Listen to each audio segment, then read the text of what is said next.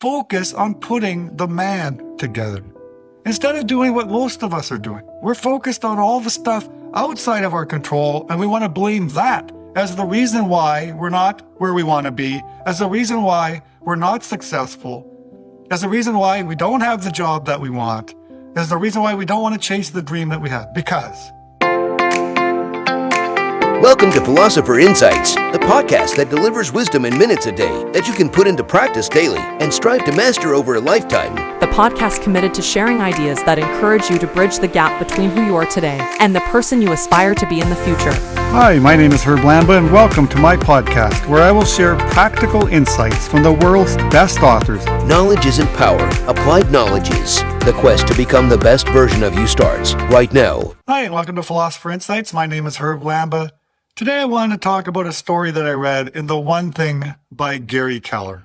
And it really focuses on the importance of developing ourselves and not being so focused on what's going on around us, but focusing on what we can do to become better, because we have a lot more control than we often think.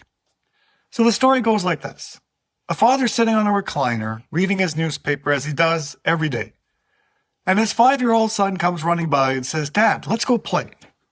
And the father was really into the paper, so he said, "Son, I'll make you a deal. Let's wake up first thing tomorrow. When you wake up, we'll go play." So the son was happy with that. The next morning, the father gets up a little bit earlier because he knows his son is coming down and starts to read the paper, makes his coffee. But what he doesn't realize is that the little guy was so excited that he actually woke up earlier as well. So he trots down the stairs, "Dad, I'm awake, let's go play." Now the father hadn't finished the paper, hadn't finished drinking his coffee, and was trying to buy himself more time. So he rips off a part of the paper that has a picture of a globe on it, tears that into pieces, and throws it onto the glass table. And he says, "Son, once you're finished putting that globe together, we can go play." So the 5-year-old son gets to work. The father goes back to his paper thinking, "I got plenty of time. It's going to take this 5-year-old some time to put that together." But within minutes, the 5-year-old's back up. "Dad, let's go play. I put the globe together."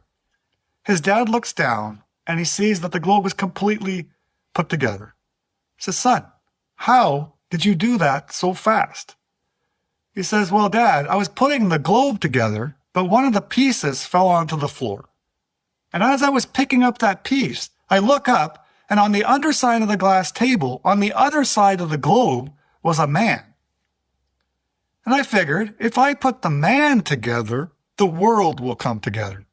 So I focused on putting the man together, and I was able to quickly put this globe together." I just love that story. I love that story because focus on putting the man together. Instead of doing what most of us are doing, we're focused on all the stuff outside of our control, and we want to blame that as the reason why we're not where we want to be, as the reason why we're not successful, as the reason why we don't have the job that we want, as the reason why we don't want to chase the dream that we have, because it's the bad government, it's not the right weather, the kids are at home, it's the coronavirus. We blame everything else, but we don't look at, what can I do to develop myself? What habits could I install today to get better? What books could I read today to get better? How do I develop more perseverance, more passion? How do I build more focus into my day that can help me develop myself to allow me to focus on what really matters? And that is what I can control, not all the other things going on around the world. I love that story. Hope you got some value. You've been listening to Philosopher Insights. My name's Herb Lamba. We'll talk to you soon. Have a great day. Take care. You've been listening to Philosopher Insights with your host, Herb Lamba. If you enjoyed this episode and you'd like to help support the podcast, please share it with others, post about it on social media, or leave a rating and review.